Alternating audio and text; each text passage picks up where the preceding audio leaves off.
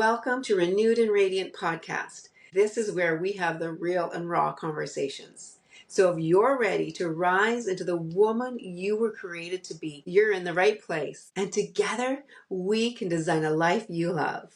Okay, do you ever feel like life is just messy sometimes? Because today I have with me Nicole Horsch, which is the author of Sermon on the Mount of Messy. Okay, Nicole holds a master's degree in human services counseling and life coaching. She is a professional Christian life coach affiliated with ICCI. Nicole owns Perception Life Coaching, and she helps people stop overthinking, yay, and see the new things that God is doing in their life. So much needed. Oh my goodness. And Nicole has helped many clients improve their marriages, with relationships with their children, tackle business, wellness, and financial goals, as well as improve and enjoy their walk with the Lord and discover who they are becoming in this next season. Her clients range from early 20s to late 60s. And she sees clients both virtually, so anybody can reach out to her, or in Lynchburg, Virginia, which is so cool. So Sermon on the Mount of Messy. It's a devotional that helps readers to see their grace and the work of God in their everyday, ordinary, and sometimes messy lives. Welcome, Nicole. Thank you. Thank you for having me. It's so great to have you here. So Nicole, let's start with, I like the real and the raw conversation, your real raw story. So will you please share with us what journey led you to where you are today?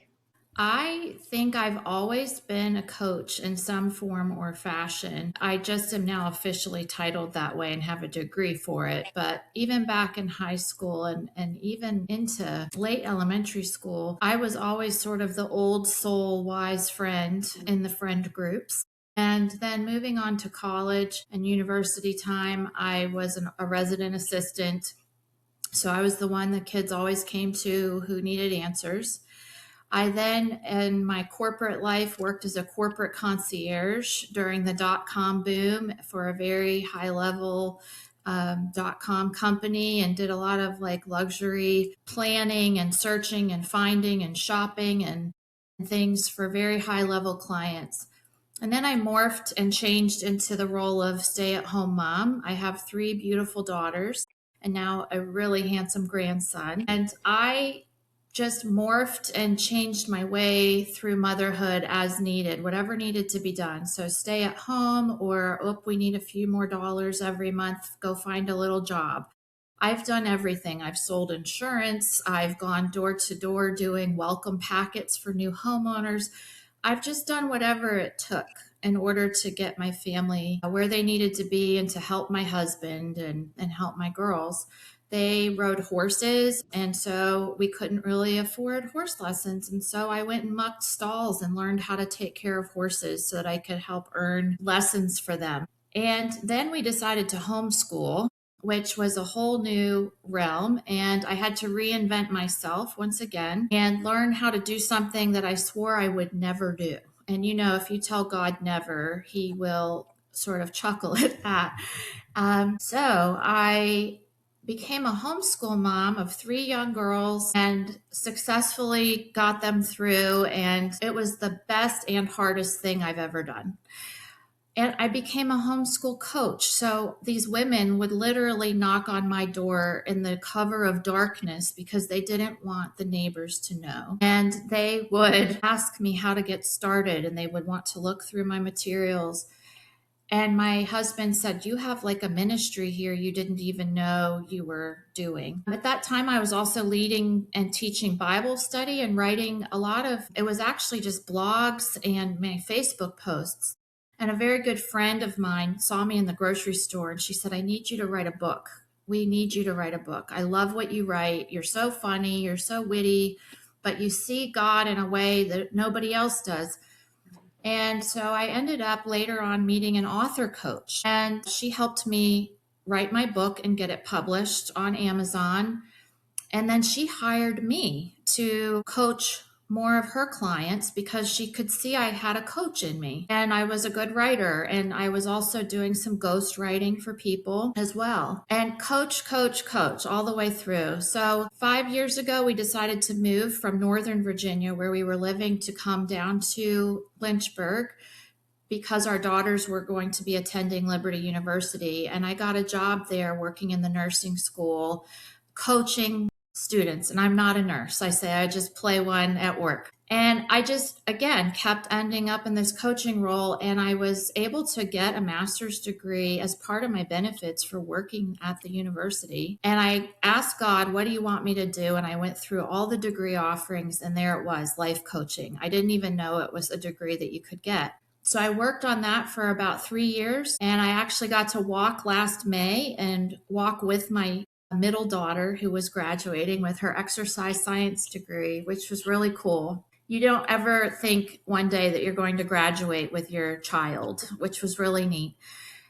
And through that, I also got some coaching, mentoring through ICCI. It's the International Christian Coaching Institute. Dr. John Trent was my mentor, and his daughter, Carrie Trent Stageberg. And they just helped me get started. And the minute I made the decision to start coaching, God has just sent me the right people at the right time who need help. And I can't believe every time I get done with a session, I'll come out of my office or from my porch, which is where I like to coach people outside. And I'll just say to my husband, I can't believe I get to do this. That's so good. So good. I love this. I mean, what I'm hearing from you is don't be afraid to reinvent as life puts us through new stages. We need to be open to reinventing ourselves and taking the next step, whether that's more schooling or letting go of a job or whatever it is, but being open to the journey and the change so that you can move forward. That's absolutely right. And I think through my schooling, I really had an epiphany or a realization in some of my coursework that women, especially, are the ones in a family or a marriage that tend to be the one who has to reinvent all the time.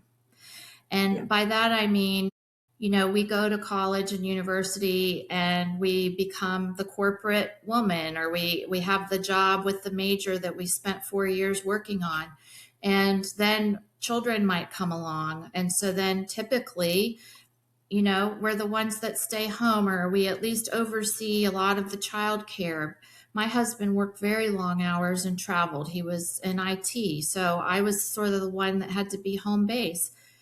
And I was constantly having to change. We physically change. Our bodies change. I know you do a lot with that. We're pregnant. We're postpartum. We're pregnant again. We're nursing. We're trying to get our body back. We're in perimenopause and menopause, and it just seems like we're shifting and changing all the time.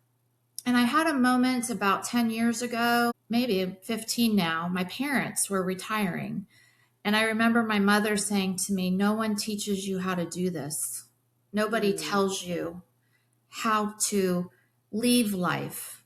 We learn we have all the books, right, about what to expect when you're expecting, when you have babies, and how to raise the children. How many child rearing books did you have on your bookshelf? And then we even have books about teenagers. And I've got a great book that I use about how to be parents of adult children. But really, we don't talk a lot about that other end of life. And I sort of watched my parents walk through having to reinvent themselves again. I was doing some coursework at the time that talked a lot about sandwich generation, which I am part of that now. I've got my parents who are older and they're very healthy, thank God. But now I've become a grandmother and I'm a young grandma, and I'm running and helping with my grandson. And I still have a child at home that I'm finishing raising.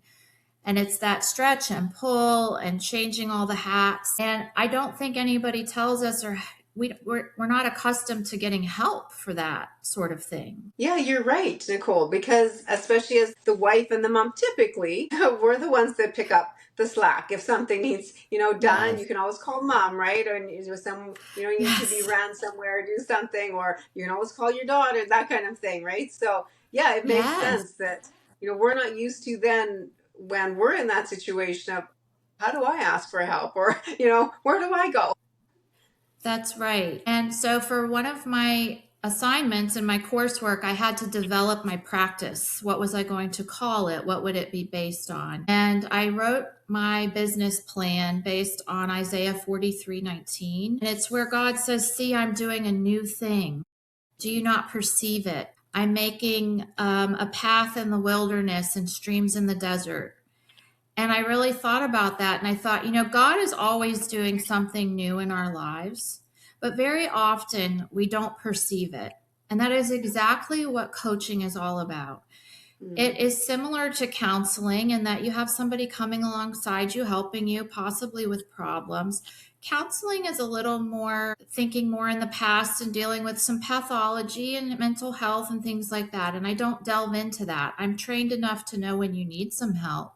But this is more about the here and now and how do I move forward and setting goals and having some accountability and also looking at patterns and mindsets and things that might be holding us back. And I realized that God is always doing a new thing. He says, "See, I'm doing it.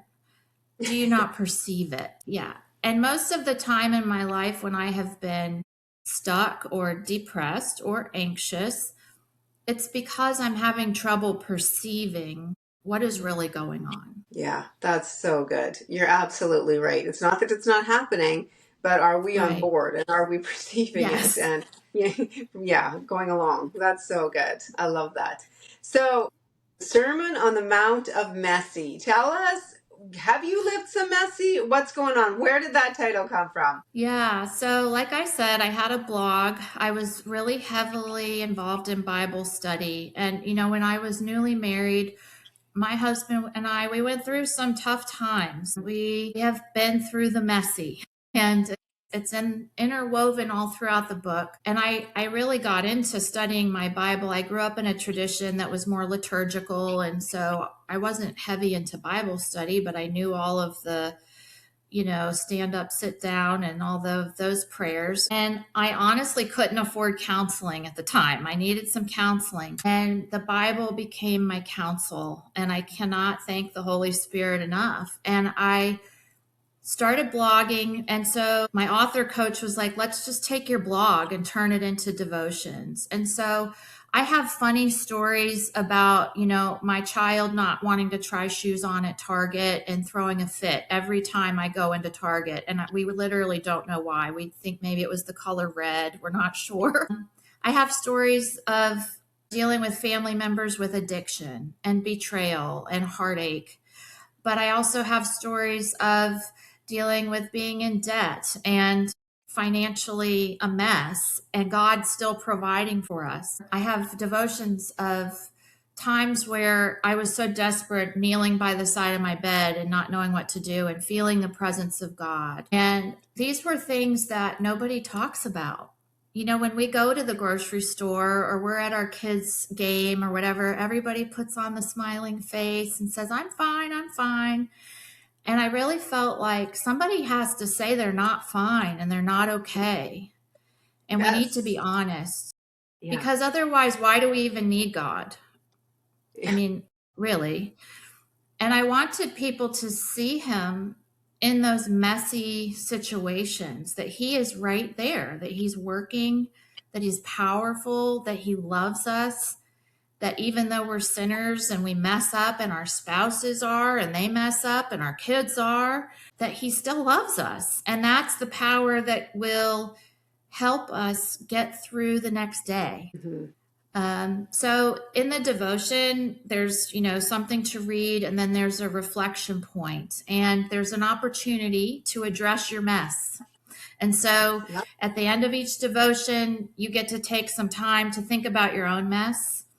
You get to look at mine, and then you get to look at yours. And hopefully it can be a coaching tool. And back when I wrote it, I published it in the middle of COVID in 2020. Oh, I thought when I was writing it and putting it together, I thought, I'm going to be on the circuit, going to all the churches and speaking and going on a world tour. And I like to joke that I tell people, oh, I've sold less than 1 million copies, way less. I didn't get to go on tour. Everything shut down where we were in Northern Virginia. I mean, the churches were shut down. I couldn't go anywhere. And I really thought, God, why did you have me write this book? And now I'm able to use it as a coaching tool with my clients. I'm able to gift it to people. My mother is so sweet. She keeps a box of them in the back of her car and she randomly hands them out to people as God gives her the idea.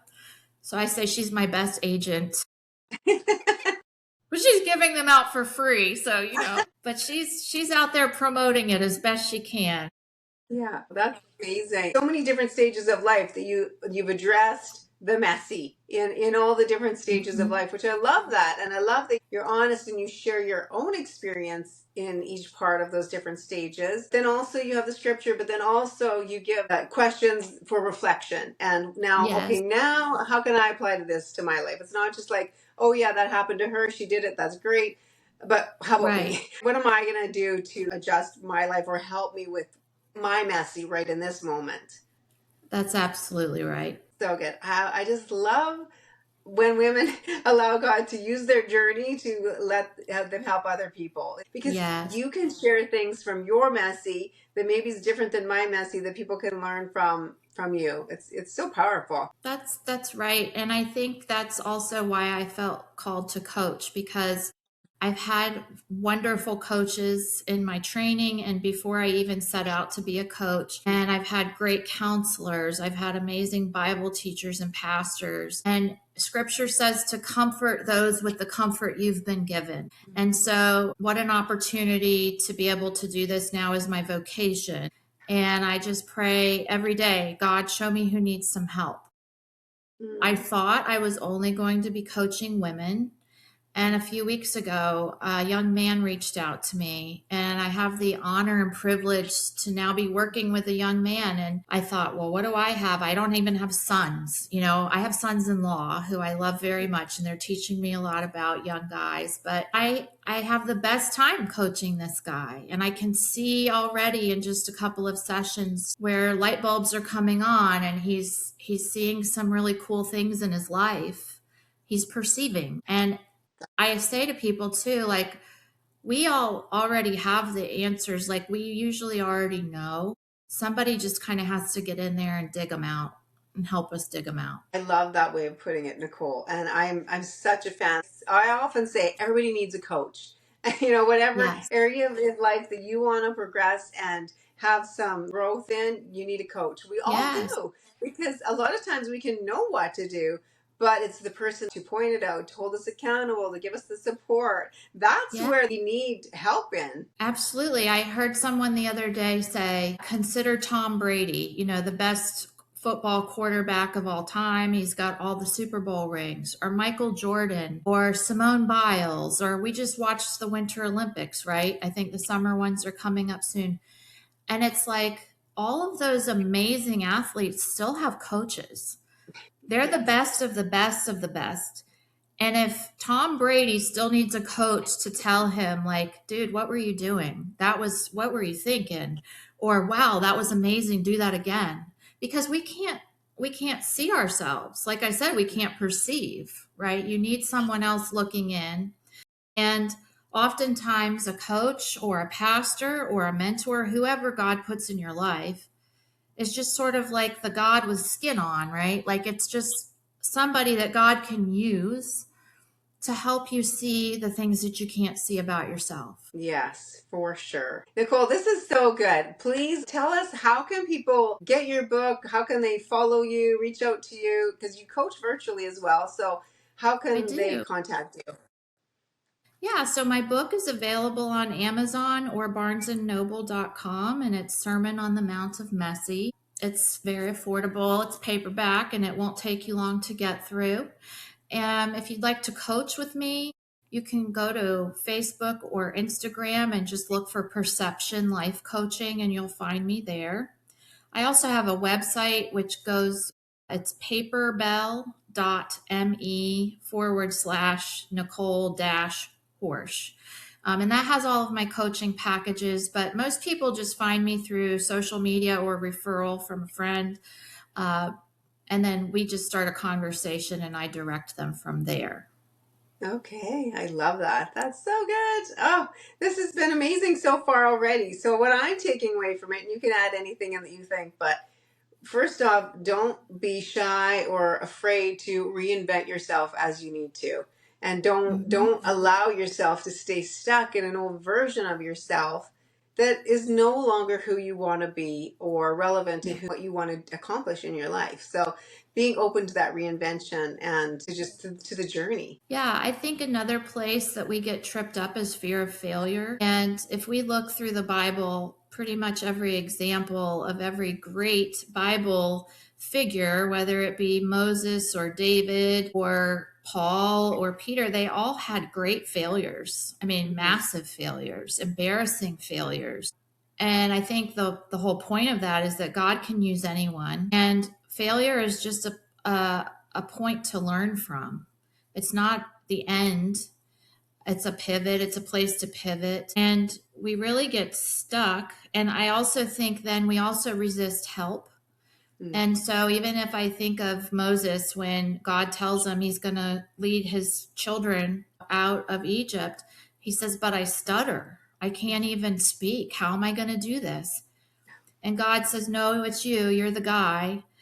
And he's like, no, but I stutter. And he says, okay, fine. And he sends him Aaron to help him. But if you notice, eventually, as the story goes on, Moses is the one talking a lot of the time. And so God, I don't think he tricked him, but he's like, sure, I'll give you some help. And Moses didn't resist the help. And I think too, with women, we have this unwritten rule that we are supposed to already know how to do everything. We're Mm. supposed to know how to be wives and mothers and cooks and keep a house and work and keep the finances. I heard on one of your other podcasts, you had a financial coach, right? I mean, there's coaches for just about anything, because I don't know about your school system, but here in America, they don't teach us how to do our taxes. They don't teach us how to invest. I learned how to do square dancing in the fifth grade, but I did not learn how to do anything that's very useful to me now. Right. And so we shouldn't resist help. God sends us helpers, and it's okay. Hmm. That's so good. And yeah, like we mentioned earlier, for women, a lot of times it can be hard for us to ask for help. And really, if we can shift that in our mindset, I know that was a struggle for me for many years, especially when I was raising my kids. I was like, oh, I didn't want to have to ask anybody to help. But Yes. thing is, it's now when someone asks me for help, like it's a compliment. You're happy to help, and you want to help them, Yes. and so to not be afraid to ask for that help, and recognize that Mhm. the person's probably going to take it as a compliment if you ask them. Absolutely. And also, you're not a burden, you're a blessing to that person. I tell people every day I learn as much or more from my clients than I ever learned in my schooling. And they bless me 10 times more than I bless them. So, like I said, it's a privilege and an honor to come alongside someone, I'm sure in what you do, and to help people transform their lives, and to even sit with them when their life isn't transformed yet. I Yes. talk to people about the power of yet. Mhm. Well, I want to be this, but I'm not. And I'll say, not yet, right? That's good. Because we need to tack that on there to the end. And anytime you can put yet on the end, there's hope. Hmm. Yes. Yes. I love that. That's so good.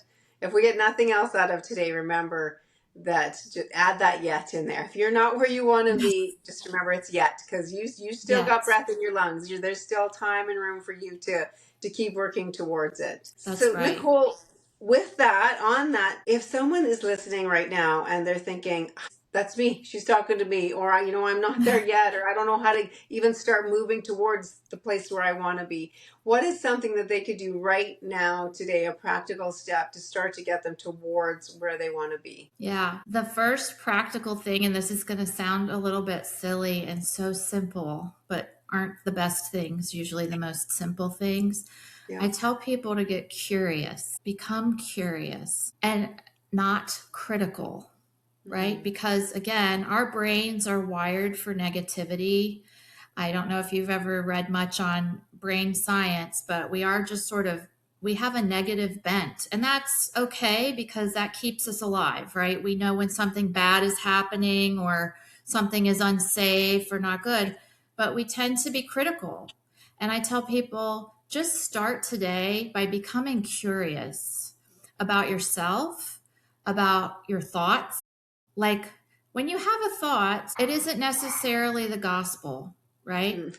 Yeah. It isn't necessarily even true, our thoughts. But we can say, like, wow, I wonder why I thought that. Mm. And that's going to start a conversation that is not overthinking and ruminating, but it's going to become a productive conversation with ourselves and with God, asking ourselves, why do I do that I do? You Yeah. know, why is it that I'm doing this thing in nutrition or health coaching, right? Like, why do I keep reaching for that thing I'm eating over and over? Oh, well, because I feel sad, right? And then it's like, oh, I'm not really hungry. I just feel sad. Oh, maybe I should go for a walk outside, right? So becoming curious starts us on coaching ourselves, Yes. right? Yes. I don't want to talk myself out of a job, but my goal, I have long-term clients, but my goal is that they would become coaches of themselves. And I have one client and she says I live rent-free in her head and she'll hear me reminding her things. And I hope one day it's not my voice, it's her own or the Yes. Lord's. But I'm glad that I can be there as an encouragement. But she said it always comes back to her, and she's having more often than not, she's able to coach herself. And that's always my goal. So I become love curious. that's great. Yes. Yes. That is excellent. Well, asking yourself the why and digging a little bit deeper and just becoming curious instead of instantly thinking the negative or talking negative to ourselves. Take a step back for a second and think about why. Why am I feeling this way? It seems more playful and much more just fun and Much more relaxing too. playful. Like I'll have a thought and I'll just be like, what was that about? Or who said that? You know, we can be so negative to ourselves, and God does not speak that over us. And so when we have that negative talk, God never said that. So who said True. that? Well, it wasn't him, and if he doesn't say it, then we shouldn't say it ourselves, right? Yeah, exactly. Yes, yes. Okay, become curious. Great. Okay, Nicole, let's just wrap it up with a few little fun rapid fire questions for everybody to get to know you a little bit better. Yeah. Okay, what's your favorite healthy food? Okay, right now I am having a love affair with sweet potatoes, and I love to slice them in half. Of course, I saw this on Instagram and roast them with that sliced half down with some olive oil, salt, and pepper, and they get really, really crispy.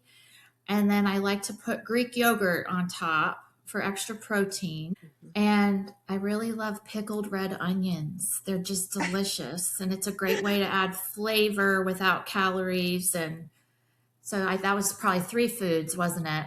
That's great. That's perfect. I love it. And we all got a recipe today too. The sweet potatoes thing. Yes. Yes. Oh, and they're so good. They're just like they're so sweet and delicious. Yes. Yes. Yeah. And you don't really have to do much to them, they're fine just by Yeah. themselves.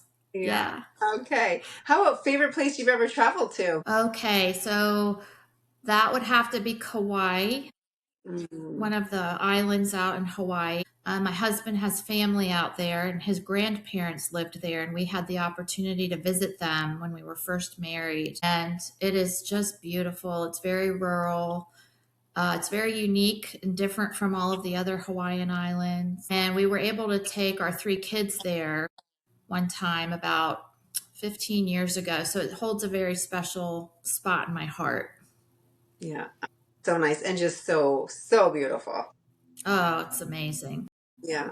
Okay, what's something that might surprise us to know about you? I think people would be surprised to know that even though I'm a life coach, they think I have it all together and figured out and all the answers. And I would say I still suffer from imposter syndrome sometimes and think, what the heck am I doing? And why am I in the room? Why does anybody think I know anything?